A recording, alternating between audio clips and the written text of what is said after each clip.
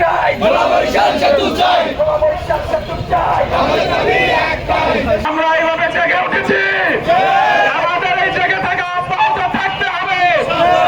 যতদিন পর্যন্ত আমাদের এই আন্দোলন সফল না হয়, ততদিন পর্যন্ত আমরা লেগে থাকতে হবে। এই না হচ্ছে আমাদের ফান্ডামেন্টাল অধিকার।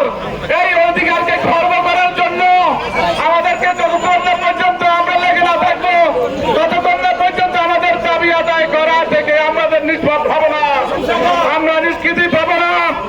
আজকে যেহেতু আমাদের অনেক ভাই বক্তব্য দেবে, আমি শুধু বলতে